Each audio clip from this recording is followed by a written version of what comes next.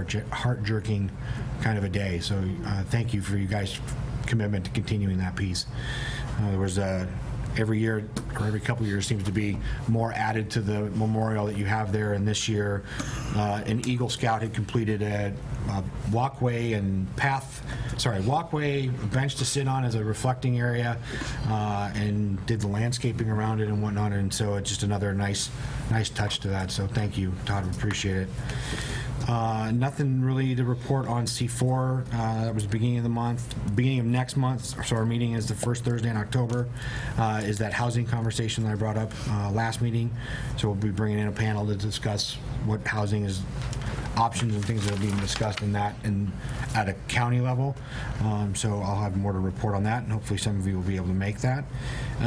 The Region 1 Area Commission on Transportation, the last meeting was mostly going over the bylaws and reviewing those. Thank you to the Canby Arts Association, who did a great job with Art in the Park last weekend. It was a great turnout, some great artists and musicians, so I'm looking forward to that being an annual event. And then finally, I had a great meeting Monday afternoon with economic development and city staff with a business that's looking at downtown for an opportunity. So more to come on that. I won't. Oh, do tell. I cannot tell. We were signed. We had to sign. What do we have to sign? All sorts of disclosures. Yeah. Well, I bring it up because I want to tease. He's cool. And no, it's not about being cool. It's just about the things that we've been trying to do downtown and what we've been trying to attract, and that there is a lot of interest in our downtown. And I think this business would be a really great fit if it can come together, and all the parties will do what they need to do. So does it begin with B? I cannot say. Will not say right now. One of the 26 letters. So we can play hangman later. Okay. So that concludes my business. We'll start with Councilor Rocha for liaison reports. Thank you. I just have one thing. Parks and Rec meeting was last night, and they had their first survey to go out to ask kind of how the parks are maintained and what people wanted to see. The second part is going to go out now on how people believe it should be funded. And there was 5 options that were originally talked about during the meeting, and they've narrowed it down to 3. So that should be heading out here before too long. That was just last night, so it'll probably be a few weeks before that gets out. But you'll be seeing that. Some decent options. A couple of them were, I don't think, doable. So they killed those 2 and went with 3 other ones. So those when they come out. Cool. It was a pretty quick meeting, so that's all I've got. Do you want to share them, or are you just going to leave us in suspense? You did it. Okay. Well, I can share. We're gonna play hide the penny here. Yeah. The 5 original were funding out of the general fund, a local option levy, a special parks district, fees and charges, and a park maintenance fee. Mm-hmm. The 2 that were dropped were general fund and fees and charges. The main reason fees and charges were how are you going to administer that. Right. So the last 3 are local option levy, special park district, and a park maintenance fee. And if I was to guess, park maintenance fee is probably the one that'll be mostly voted on. It's the easiest one, I think. So okay. Thank you, sir. Yeah, you're welcome. Councilor Parker. Well, you took some of the steam out of mine with the Historic Review Board. Let me just thank our Citizens Committee for going out and getting free money. They got the grant to do this. So our Citizens Committees are cool, but they get an extra Coolio badge if they bring in free money. So thank you, Historic Review Board. I like the free. And the and it really is neat. You're talking about adding the arts event to our growing list of community events. And we have just wanted to put on everyone's calendar, Monday, October 31st is Halloween, and this event keeps growing. And we can use some volunteers and people dressing up and helping with the kiddos. So especially with a new library, I think it's going to be fun to have kids especially it seems in Canby that there's a growing trend for the younger folks, the younger children, to do the downtown tour. I see it growing each year. Tracy, you had your kids go through that. I think they were participating at least one year, and I know Councillor Hensley as well. So just to keep that on the mind, that our next community event is Downtown Trick or Treat. Great. Thank you, sir. Councillor Hensley. Thank you, Mr. Mayor. I likewise attended the Big Night Out briefing, but you've pretty well covered that. Other than just, I want to commend everybody who has volunteered and Jamie and her crew. It was another very successful event, and I look forward to next year's. I likewise attended the 9/11 Remembrance Ceremony. Only other thing I had was City of Happy Valley hosted the League of Oregon Cities City Hall Week, where they went over the legislative priorities, which incidentally you mentioned fees and charges for parks, and one of the priorities is recreation immunity. So that's where you get into troubles when you start charging fees for park use. So property tax reform, PERS reform, and transportation funding. But it's legislative day, so all those things are getting written right now. So there'll be more on that later. And just your weekly reminder, gravy, Sunday morning, 8:30 to 11 at Legion. That's all I have. Great. Thank you. Council President Dale. Thank you, Mr. Mayor. I likewise attended the 9/11 ceremonies at Canby Fire District, and my thanks to Todd and Chief Davis and everyone to make a truly a hard not to get teary event. Thank you very much. On the Canby Utility Board front, one of the blessings we have with power in Canby is that most of our power lines run underground, and so we tend to have very few outages. We do much, much better than the industry norm. Unfortunately, that's kind of a two-edged sword in that when we try to bring on an apprentice lineman, he doesn't get enough practice because everything's underground and we don't have very many repairs. So Canby Utilities signed an intergovernmental agreement with Forest Grove and McMinnville Power to do a little swapping around of labor. So we'll be able to send our apprentice over there where they have lots of overheads.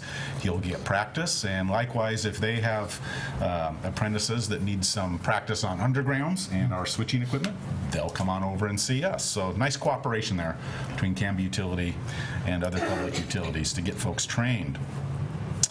Let's see, Canby Utility is also moving forward with their architect to draw up initial design plans for their new headquarters, should they need to relocate to 4th and Pine, and that's proceeding along with the architect. They're just doing drawings and getting phasing analyzed so they can do building and relocate in pieces that are affordable. Great. And then on the rebate, I mentioned the last council meeting that Canby Utility continues to have a rebate program for water filters. This is the time of year when we start getting some rain. We don't have as many taste and odor issues, but they do have a program where they'll reimburse $25 for a residential filter. You can do that once a year. And then with commercial filters, the program's a little more generous because they're more expensive. So just a reminder, that program's available to date. Only 112 residences have used it, and one commercial application, a restaurant, has used it. So it's there. Don't be afraid to use it. They'll take an Amazon receipt, print it off your computer. They're not picky.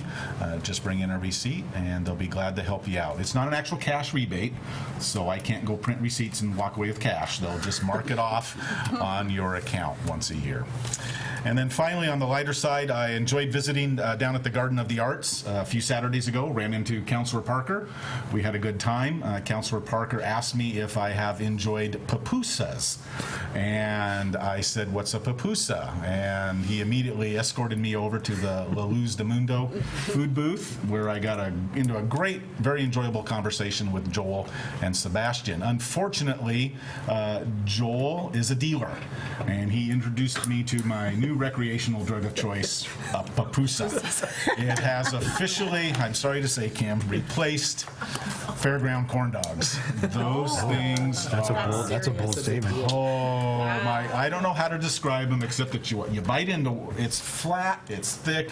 You bite into one, and there is cheesy, meaty goodness. It's a Peruvian dish. It's a pancake with a meat mixture and then a spicy coleslaw on top. Oh, You is. lost me coleslaw. I'm allergic to cabbage. Yeah, you have to have one and run away. So it is, wow. So anyway, my thanks to Joel for Pupusas and Santiago and to all the really great things they do there. And just to let everyone know that after their services on Sunday, La Luz de Mundo, just down here, down the road a little ways, they are open to the public to come on down and have lunch. You can buy lunch from them. They set up a tent after church and just enjoy a really good time and spread the addiction. Pupusas. Thank you, Mr. Mayor. Thank you, sir. That's right. Hello. So for the library, I've got some summer reading program stats. This is exciting. So they've calculated all the reading program completion. So a lot more people sign up than actually complete them, as you can imagine. But adult-wise, 155 completed that, 68 teens, and 330 kids, although probably 800 kids signed up and probably got close, but didn't actually finish. So I liked library statistics, so I thought I'd share that. They're ordering 3 self-checks for the new building. So there's currently 1, so there'll be 3. So there'll be more of an emphasis on checking out your own materials at the new building. And then a couple other statistics. I thought this was interesting. We own 62,000 items at our current library, and 30,000 of those were circulated in August. Wow. That's a lot, in a word. So that's curious. And our service population, as you know, goes beyond the 17,000 of our city population. That's 24,000. So I think it's just interesting to think about that and reiterate that sometimes. And then, yay, October 8th is our big day, as you guys have said. The Canby Adult Center, they had their annual meeting last week. Not a whole lot new to report there. They're still working on their strategic plan. The school district, October 1st, this is school district related, A Taste of Autumn, the Canby Educational Foundation hosts 2 big fundraisers a year. This is the fall one, and Nancy Sebastian is there in the audience, and I know she's helping organize this. So it's on Lone Elder Road in the evening, 6 to 9 p.m. Tickets can be found on their website, Canby Educational Foundation. So it's a good time for sure. They had their Teacher of the Year, Teacher of the Month award, the CARE Award in September went to Cindy Gonzalez, who's a custodian at Eccles, and so they gave her a send-off during the school board meeting, or they gave her some kudos, and yeah, it was nice to see her recognized there. Student numbers apparently are basically on target for what they expected this year. Middle school cross country is back, and it's larger this year, and there's scholarships available for kids that can't afford to participate, so they're pleased to offer that this year again. Head Start, there's one now at Trost, it's the preschool program. There's one at Trost, and it's been there for a while. Now there's one at 91, so they've doubled the capacity, which I think is interesting. So it's good for us to know, to share with our citizens if they're interested. So 2 of those programs. And then they had a heated discussion actually with the new bus company. So as you've read in the newspaper, et cetera, there's a lot of concern over kids getting where they need to be on time. And the bus company assured the school board that they will, in fact, earn back trust and get the kids where they need to go. So that hopefully will be improving soon. The Canby Reads initiative, which the mayor and I have been talking about the last few months, is going to launch on October 1st. So that's a partnership with the Chamber, the Canby Center mostly, the Canby School District. They're a big partner. The City of Canby, we're involved a bit. So there's several things going on. There is the one-on-one tutoring that's going to be occurring in mid-October at night school. It's a pilot program, really. 30 kids will be chosen to be read to one-on-one by 30 community volunteers. So that's happening. Plus, there's this great program. There's going to be 1 elementary school focused on or showcased per month. We're starting with Trost in October. So kids will get this little passport, and they'll read 3 books, and they'll summarize what they read, go around to different vendors, like there'll be 4 businesses around. Thriftway, I think, is going to give a donut or something. So here, give your passport to Thriftway. Here's your stamp, get your donut, yay. So it's great business partnering. It's just such an exciting program. I think it's been a long time coming, and here we go. So we're going to be launching that. It's very exciting. It is very much so. I'm so. very pleased to announce that. And then the Garden of the Arts was just fun. I took 2 of my daughters to that. And we got to actually make art on site as well as buy if we wanted. I didn't partake. My kids said, "Aren't you going to do anything?" No, I'll just watch. Next time I'll actually do some artwork. I won't be such a stick in the mud. But that was fun. And then later that day, there was a Canby Cares event, which we had spoken of. And so that was at the Foursquare Church. And I have a few numbers. There were 191 people served, different medical, dental, eye care that day, 300 volunteers. So the volunteers really overpowered in a sense, which is a good problem to have. The churches banded together. They recruited far and wide. So that was really great to see. They estimated $25,000 in medical care was basically saved that day. So free services, great opportunity. So good job, Canby Foursquare. The 9/11 ceremony, thanks Todd, that was a good time as well. City Hall days, I attended with Councillor Hensley at Happy Valley. Very interesting. It'll be interesting to see what the big reforms, if they come to be this legislative session. Kiwanis, I went to their lunch the other day. They installed a new president, which is Luana Hill, and the outgoing president actually is Todd Gary as well. So there's a changing of the guard there. It'll be exciting to see what Luana brings as president. And then Oregon Food Bank, there was a meeting the other day with elected officials and directors of the food bank in the county, and it was just kind of a nice roundtable discussion of what are food banks seeing, how can cities help them. And so out of that, Gretchen McCallum at Canby St. Patrick's, she's the leader there. I'll get in touch with her to just say, hey, do you want to come present and tell the council what you're up to? I think it would be valuable for us to see who she serves and get a picture of what she's doing. So that was good. Yeah. And that's, actually, and Bob Cambra back there, we're going to approve him to the Traffic Safety Commission soon. I'm acquainted with him, and I just wanted to say yay and thanks for joining that commission. That's what I've got. Great. Thank you, Councillor. Yeah. Councillor Coleman. Mr. Mayor, there's a Planning Commission meeting coming up on September 26th on Monday. There'll be a public hearing on an annexation request for North Oak Street. And a mailing has just gone out to the Southeast Neighborhood Association. There'll be an upcoming meeting to review a 105-lot subdivision on Southeast 13th, which represents the build-out of 26 acres, which was annexed in 2014. And Doug Thomas is the neighborhood chair of the Southeast Association. Let's see, I also attended the 9/11 Remembrance. Fire Department does an outstanding job, and we sure appreciate that. On the traffic safety front, we had, our last meeting was on September the 12th, and I just want to once again thank our Public Works Department and all the work they've done around town with striping, and to go over to Cedar Street and you see those new sidewalks and everything really improve safety a great deal. Our traffic safety chair, Bob Backstrom, and myself had the good fortune to interview Robert Canberra, and we're very pleased to have him become a part of the Traffic Safety Committee. It's a really good, diverse group of folks that work very hard for traffic safety in our community. And I'd just like to share some traffic safety tips. Number one, be a courteous, patient driver. Allow plenty of room between cars. Plan ahead and allow extra time, especially when we're getting into the rainy season and the darkness. Be extra careful with pedestrians and bicycles. In fact, I think it's a good idea before you walk out, even in a crosswalk, to make sure that they can see you there. Avoid running yellow lights. Look before proceeding on green. And if someone persists in tailgating and aggressive driving, don't hesitate to pull off when you can do so safely. And if you can, take down their license and description of the vehicle, the location and time, and turn that in if you feel like they're a clear danger to the safety of drivers. Obey traffic laws. I can't think of a greater way that we can show appreciation for our police department is to obey traffic laws.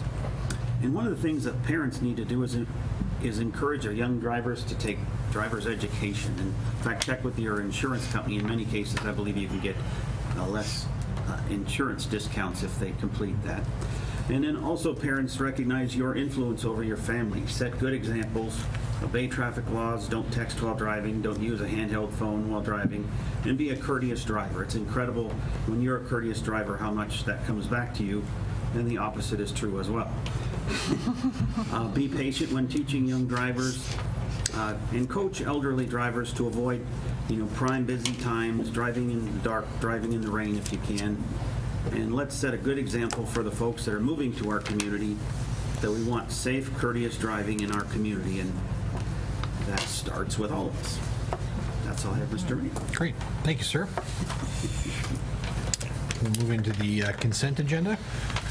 Mr. Mayor, I move to adopt the minutes of the September 7th, 2016 City Council regular meeting and the appointment of Robert Canberra to the Traffic Safety Commission for a term to end on June 30th, 2017. Great. Second.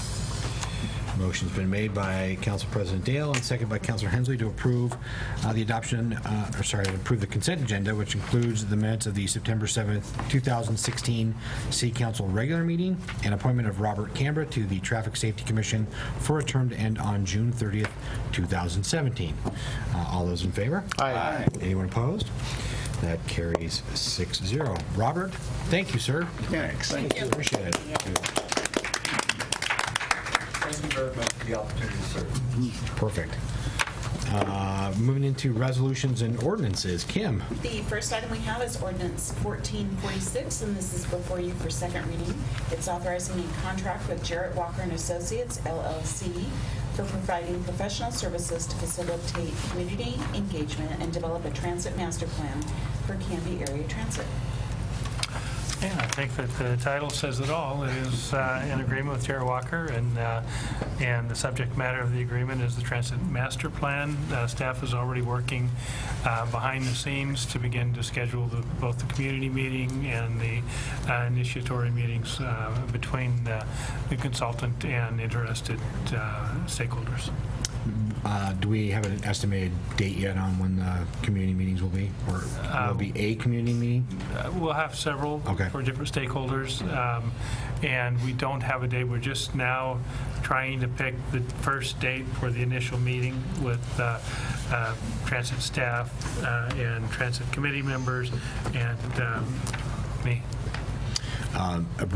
Maybe a recommendation, and probably already thought of, but when we did our city visioning piece, we were do those breakout sessions. If it's already been thought of, you can say taken care of, but just making sure that we get things out in Spanish as well as in English, and that we have interpreters available for those meetings. That would be helpful. I'll make sure it happens if it's not scheduled. Given the thoroughness of this proposal, I would anticipate that it's been done, but I'll verify just to be sure. Perfect. Thank you. Mr. Mayor. Yes, sir.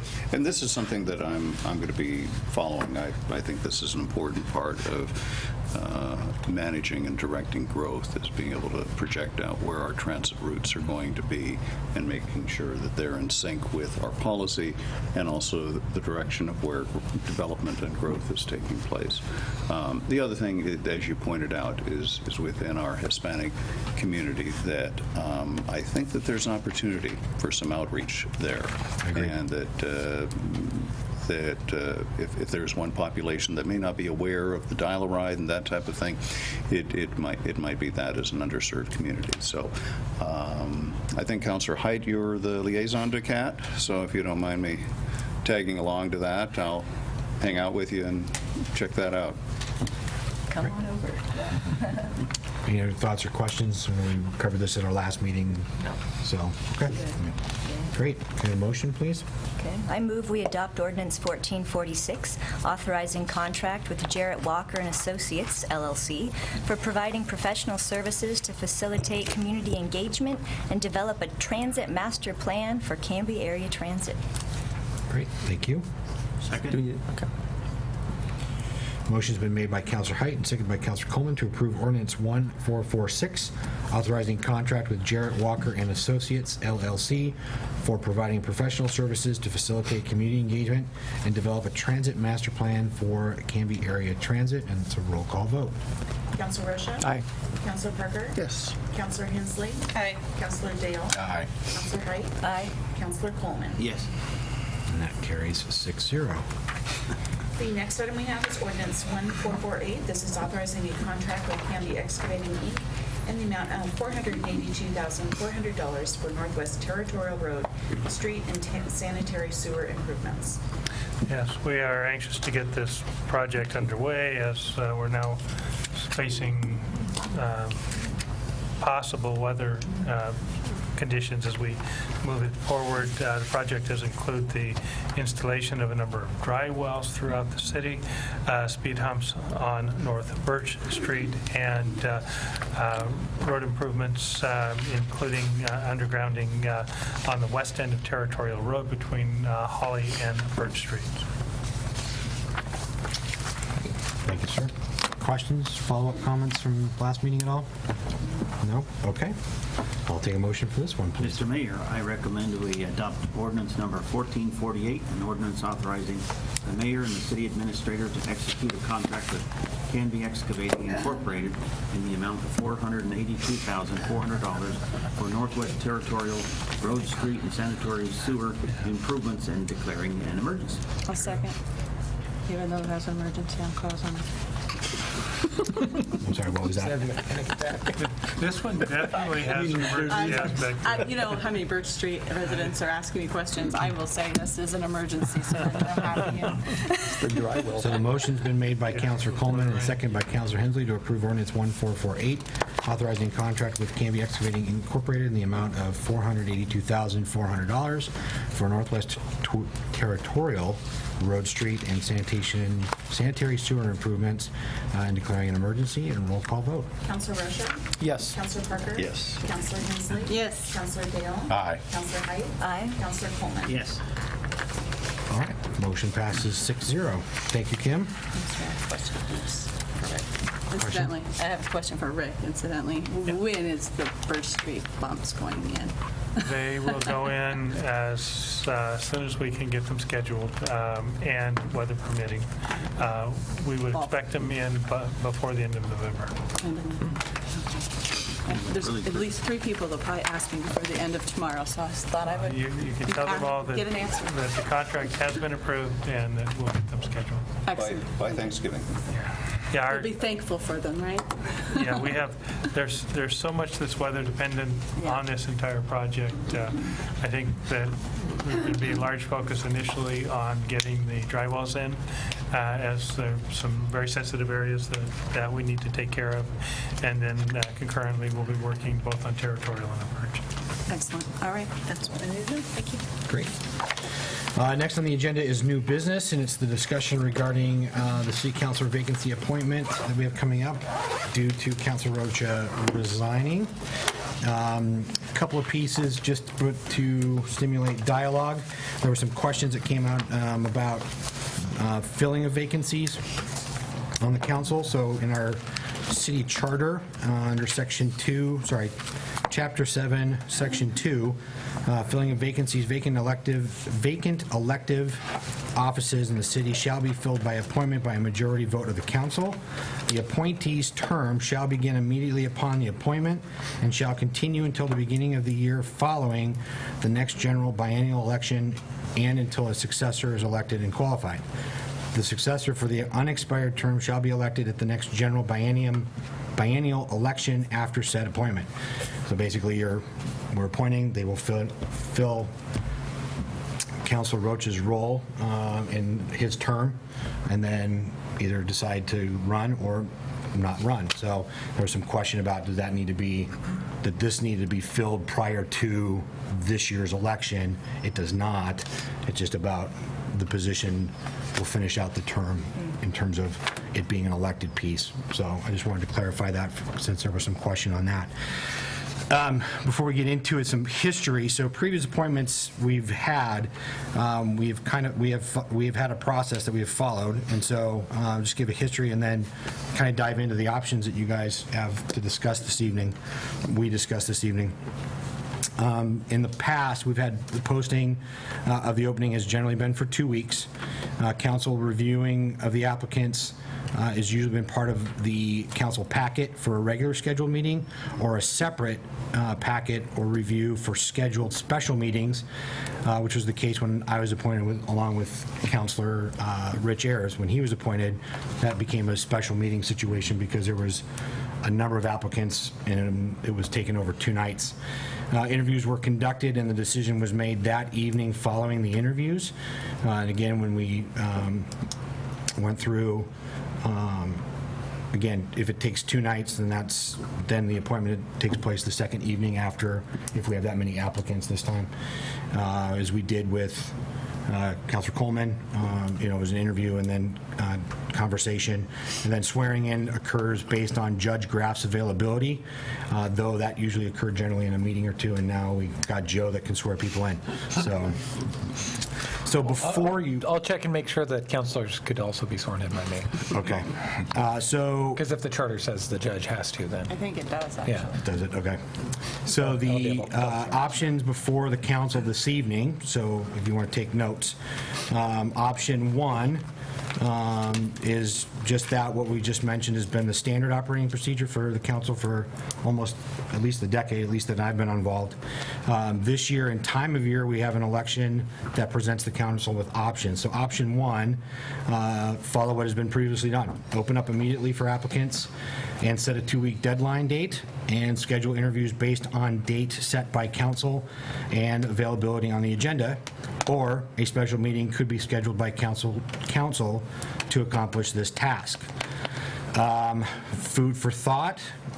We will not be able to conduct interviews on our October 19th meeting due to 2 public hearings that have already been set in our agenda, which would mean waiting until December 2nd's meeting, which we also have a counselor excused to miss that meeting. We could then conduct the interviews before council meetings as an option, or schedule a special meeting for the week of October 24th to the 28th. The Wednesday that week is the 26th as an option. Other pieces to think about in this one, also, if the 2 candidates running currently decide to interview and one of them is chosen, and then they were to win a seat during the election, the 4-year seat supersedes the remaining 2 years of the appointed seat. So if they were appointed, so then we would be back to having an opening and then reconducting the interviews. So that's option 1. Option 2, wait until after the election. We can open up the applicants now to see who is wanting this opportunity. Close it after the election in case one or more of the incumbents do not win. They then could apply. We would conduct interviews and then vote for appointment. Food for thought on this one is that any incumbents that lose and want to interview will not be involved in the decision process for appointment. That could leave 3 counselors, so that would be Councilor Height, Councilor Parker, and one of the incumbents interviewing and voting to fill the vacant seat. That opens up the discussion of then waiting until after the swearing in of new counselors in January, so there then would be 5 counselors conducting interviews and appointing. Third option is wait for the election and fill the vacancy with the 4th vote earner of those running. Again, option or food for thought on that one would leave out people that are interested in this opportunity. I've had a couple of people approach me about stating that they do plan on interviewing if that's the route that we go. Questions or clarifications on this piece before we get into any conversation? I've got 2 questions, Mayor. Yes. First of all, can we recruit when we don't have an opening? We have a proposed opening, but do we actually have to have a vacancy before we can begin a recruitment? Yeah, because he's put on record that he's going to vacate as soon as an appointment is made. Okay, so the fact, so that enough is to create a vacancy. Yes. Yeah, you simply couldn't swear in the new person until... Okay, I just want, we sometimes get stuck with archaic language in our charter, and I just wanted to make sure that the charter didn't say that we couldn't even begin the process unless there was a vacancy. You can't replace a seat that isn't open, though. So there has to be a vacancy at least a moment before you fill it. Okay. If We can do the interview if there's a way around it, fine. But I just didn't want us to get hung up on some arcane language that wouldn't let us do it. Second, Mayor, what about the timeliness? Do we need direction on this tonight? I'd kind of like to chew this over because those are some interest. The nuance about who would vote is an interesting one. Would Councilor Rocha vote? Well, that question did come up, and that is, so though his position, he is resigning his position, he could, based on his position currently, be involved in that conversation. Okay. Though I just wondered if the question had been asked and though answered. I don't, it has been asked and answered. I don't think, and in my conversation with Council Rocha, is that he would not be involved in that conversation for his replacement. Okay. And what about the timeliness for making a decision on this?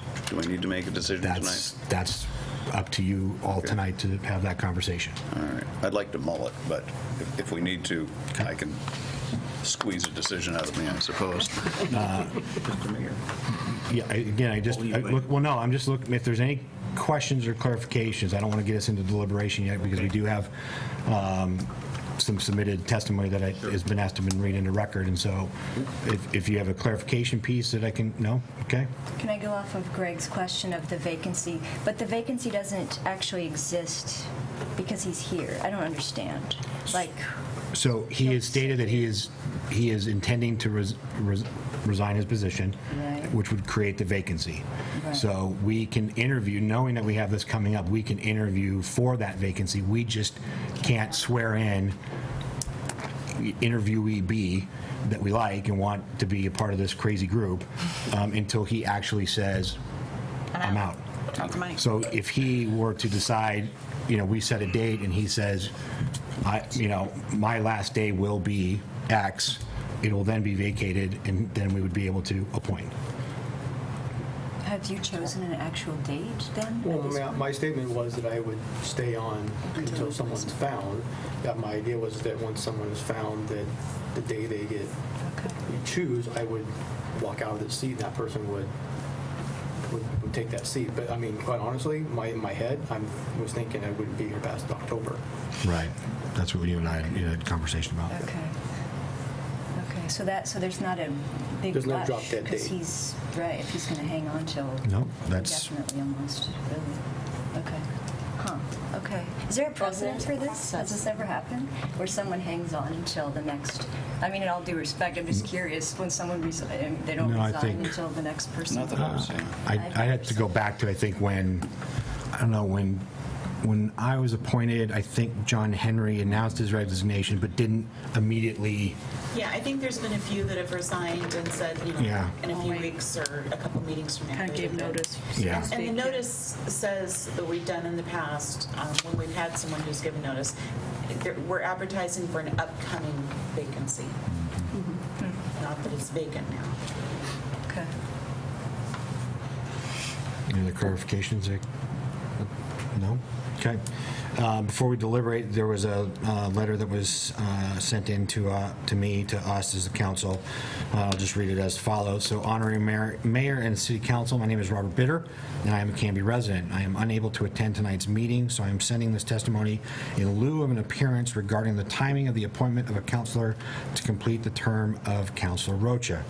As a former counselor, I appreciate the demands of this position and wish to thank all of you for your service, and especially Councilor Rocha, who has had to balance the needs of his business and family with the demands of this position and found that to be untenable. To that end, knowing the requirements of service on the council, I highly recommend a deliberate process in finding a replacement. Specifically, I suggest that you postpone this until after the November 8th elections. As you know, there are 5 people who desire to continue to serve on the council or wish to join it. All of you have given much thought to this and are campaigning to achieve this goal. If you wait the few weeks remaining until after the election, you may well have good candidates remaining who have expressed a desire to serve the people of Canby and have articulated it well. This should never be viewed as a partisan position, and I encourage you to demonstrate this by delaying the selection for a short time.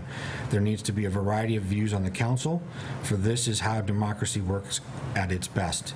To serve the diverse population that we have in Canby, I encourage you to seek this diversity in your body. Again, thank you for all your service. I know that know what a sacrifice you make every day on behalf of the citizens of Canby. Sincerely, Robert Bitter, etc. So that for your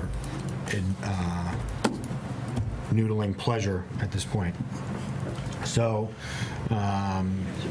based on conversation and having some between a couple of you, and having a conversation with Kim in terms of protocol and things like that.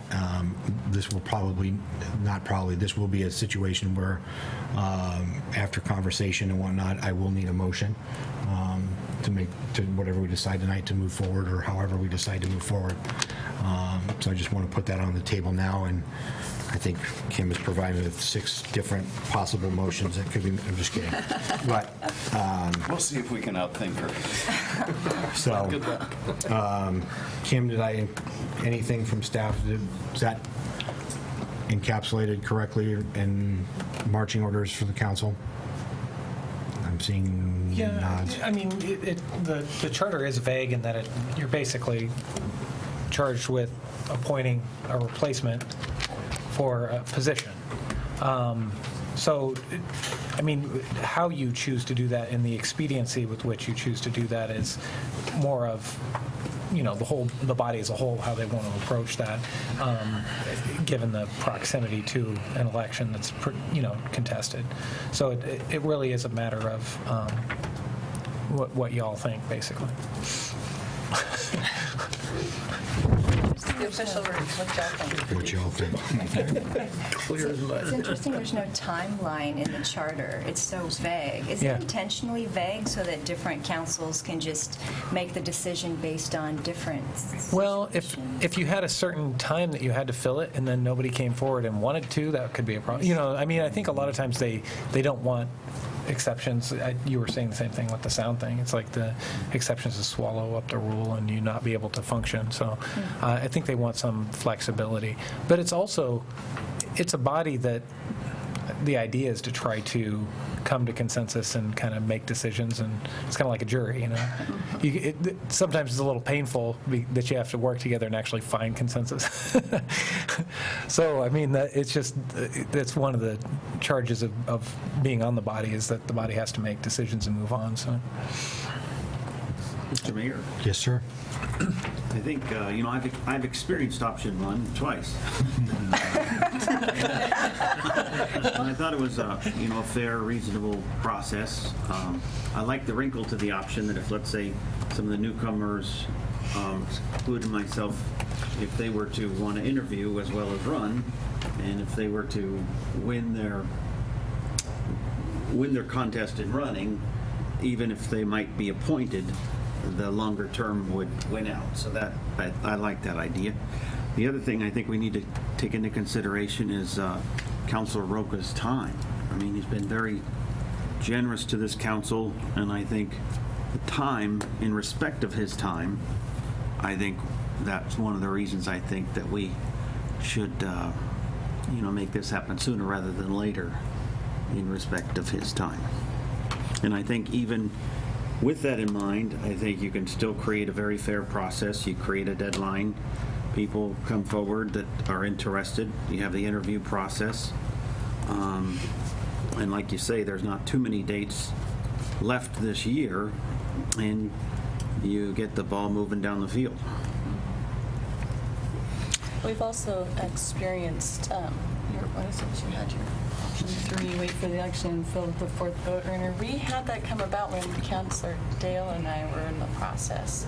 There was an applicant who was the 4th runner-up, and it was expected that she would get the seat, and there was much discussion over how that wasn't actually done that way, that it would have the appointment process with applications and interviews and such. So I think if we were to choose that now, we would be going against what we had said before. So That's I correct. think the consistency in procedure, I think, should be respected. Yeah, we did that. I remember that being thought of as a shoe-in situation when, in fact, that In didn't. fact, that we had a process, yeah. So you're saying not to do number 3? Correct. The standard operating procedure, I think, is how you call option 1. And it's been, I think we should just respect the consistency of the process as we've been doing it historically. I don't think business as usual, though, is really called for here, because this is so bizarre and unique. I mean, 3 of you guys are running against 2 opponents. It's very, I mean, the voters will decide the 3, right? And for the sake of time, I think we should put it it off. I agree. There's no rush. If Councilor Rocha wants to hang out for a while, great. Even if he wants to go, we don't have any major legislation that we need. Like, we need to make sure that we're all, all 7 of us are here and there's not a quorum problem. So I'd like to mull it over, let the voters decide, and then take a look at it. Yeah, good question. I guess in January, because looking at it in November wouldn't make sense because there's still people. It just depends. There's so many moving parts here, Mayor. It's really complicated. So Well, and that's the piece out, right, so after the election, it could very well be that then you have 3 counselors deciding on how to fill that seat if that were to be the case, Just so. 3, right? Yeah. And you won't have a quorum problem as long as Mr. Parker's not at the beach. 3's not a quorum. But Kim, three's not a quorum though for us, or is it? Yeah. We need 4. Yeah, So we. you could potentially face a quorum problem depending on the outcome of the election. Well, if you have a vacant seat, though, it's a quorum, the charter says a quorum of the council. Gotcha. Okay, so 3 of the He would 5 have would to be. vacate his seat first to avoid a quorum issue. Yeah. And Councilor Parker, you're going I'm to sure you'd mind. be willing to accommodate us on that. And Councilor Parker, you're on the fence of decision tonight versus wait and mull it over. Well, I think it would make sense to wait until the election, to use Councilor Height's metaphor about moving parts. There'll be a few less moving parts after the election. So I think I'm comfortable saying let's develop a schedule in November. I would suggest conducting interviews. We could schedule a time and even schedule a date for appointment. But if having it post, I guess the one thing that I'd like to do is wait until the election, let voters have their say, let the dust clear, and then Well, the voters will still have their say. I guess I don't understand that piece, but okay. Let them speak first, I think, is what he means, and then we honor their wishes. And then the thing is, go ahead. Well, I was telling the mayor about mansplaining. Now I'm getting female splaining here of having women explain what I meant. But actually, you're right. So it'd be actually January before we'd have a full council to vote on the appointee then. Because if there's a shakeup at all in November, then it's like, well, wait a minute, this person shouldn't be voting on this. So that really puts it out till November, right? Well, right, Excuse me, because January. Right, because again, like if 2 of the 3 were not to win, then how do they participate? How do they interview and participate in the conversation? Now, if one of them says, "No, I don't intend to. I'm good. I don't intend to interview," and wants, then they would be involved. But Yeah. Mayor, do you have a preferred option? It's convoluted. This is a sticky mess for we're in a thicket here. My opinion is, I think that Councilor Rocha wants off and wants to be doing what he needs to do. I'd like to see us continue to keep moving forward the way we've been doing things. But again, we are in a sticky spot with that for sure. So, yeah. Wait, I don't understand the way we've been doing things. Sorry, just to move, let's post it, let's interview. If the 2 people that are running want to interview, then I think that they should absolutely do that and be a part of that. I think option 3 of just filling it with the 4th vote earner, I think like I said, there's been interest expressed by 2 other people that want to interview for the spot. So I think 3 is out as an option.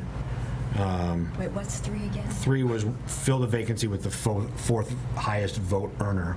Okay. So if it's 2 people running, one of the other counselors, and then Yeah. But that could be rolled into one of the other options if we decide to put it out until after the election, basically after the swearing in January. At that point, then we could take a look and say, oh, it was a really close race. Wow, the fourth one really should go in. And so again, I think the election results can really help guide us. You can kind of get a sense of the voters' wish, I think. So if somebody, what if there is, so again, kind of devil's advocate piece here, if there's somebody that wants to interview that isn't running though, then how do they then participate and get involved? When if we put it off after the election, then they'd be welcome to as well. So we don't make a mandate now and say it's the fourth one. It's definitely, let's look at the two that don't win, but open it up to the greater community too. In which case, maybe those folks should be participating in the forum that's coming up on October 20th, so that we can the community can get to know that potential candidate, because they're not going to be known or vetted by the community. So that's another piece too. You guys are going to be at the forum debating basically in October, right? So we'll know who the real candidates are. But if there's somebody that's coming new, like, Well, and that's part of the interview process, is where we do get to put them, you know, those that want to interview through through a series of questions. We can ask them policy questions and budget questions, and how well are they prepared to step forward and fill this role. You know, much like, you know, any of the candidates that are running. Mr. Mayor? Yes, sir. I think Councilor Height has a great point. I think, I think there's adequate time, and none of the councilors running have seen any of the questions that are going to be asked. And so if you put it out there that anyone that's interested to participate in that event, knowing that there's going to be an open seat, that would seem reasonable to have them on the panel as well. Oh, you're talking about for the... Well, that, and again, that is not our thing that's being put on. That's associations. Yeah, the neighborhood association. That would have to be For the 3 seats that are actually being voted on by the voters, though. So it would be actually probably more confusing to have people who aren't on the ballot at the forum. Okay. maybe, yeah, maybe. Mr. Mayor, I'm fine with simple and consistent, just moving forward. A recommendation is you might just do a straw poll across the dais and see if you have enough votes for a motion.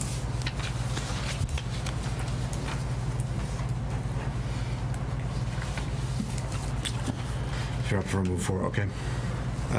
Any other thoughts or comments or questions or?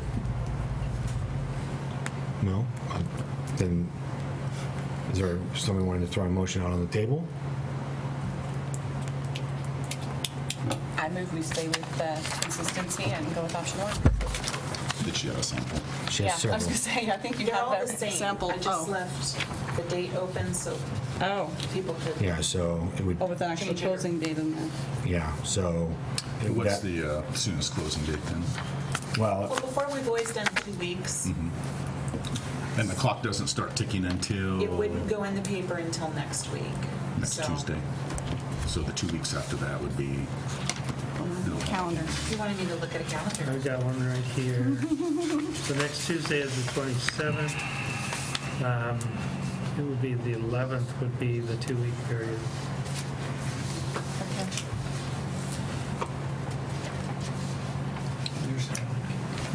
so it would close the 11th. Close the 11th, or to do a special meeting on the 26th. So, and then our next meeting is the 19th, which was the 2 public hearings, We have which. 1 public hearing that night, 1 Oh, it's annexation. 1. Oh, okay. Yes.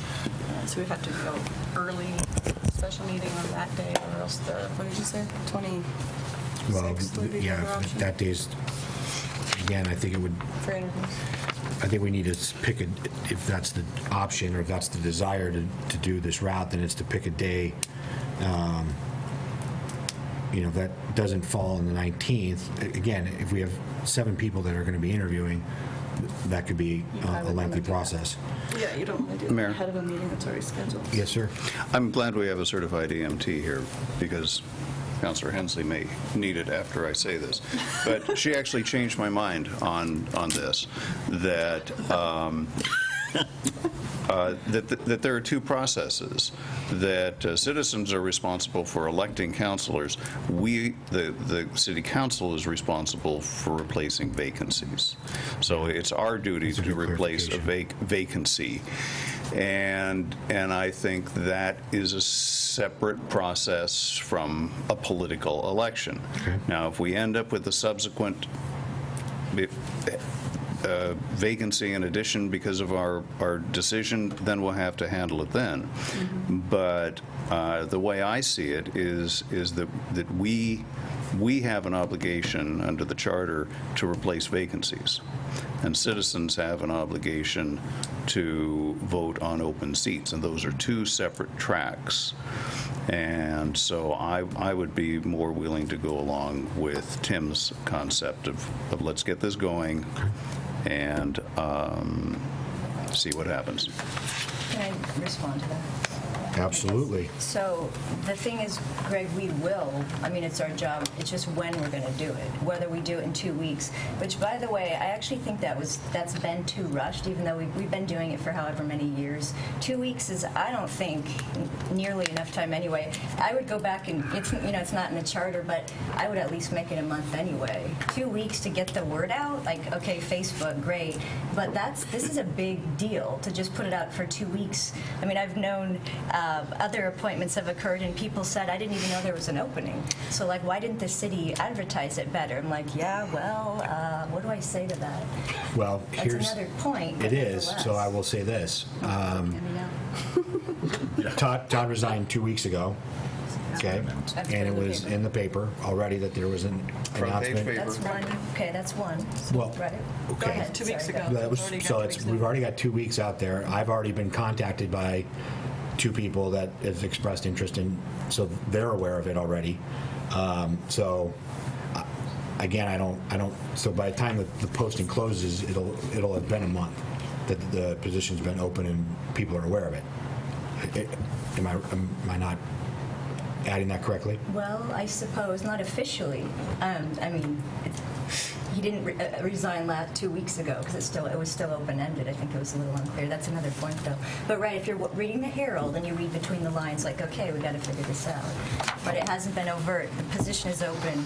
Here's the 2 weeks. I believe the article in the Herald did state that the council would be meeting this evening to discuss the replacement and the process for Todd Roach's position. Okay. So I know Daniel's probably somewhere listening. I didn't commit the article to memory, but I do know that piece was covered, and I know that we run it subsequent to, I mean, it's run 2 weeks in the paper. It's run 2 weeks in the paper in the past. It's put on Facebook. It's posted where we post all the agendas. It's posted on our webpage. Okay. And the application itself is not rigorous. No. The interview more so. The interview is as rigorous as we decide to make it. So, yeah. Mr. Mayor? Yes, Councilor Coleman. And I like Councilor Parker's comments that it's 2 separate events. You've got the election and you've got the filling of the empty seat. Okay. So we've officially now maybe moving to Need a motion, though, or- well, it sounds like we're maybe moving to a consensus piece here. Am I Well, let's assessing? find out with a motion. Tim, do you want to? I can do that. Well, hang on. Do we still have a 2 weeks date? would be the 11th, I think you said. Right? An upcoming vacant council seat with a closing date for application on October 11th.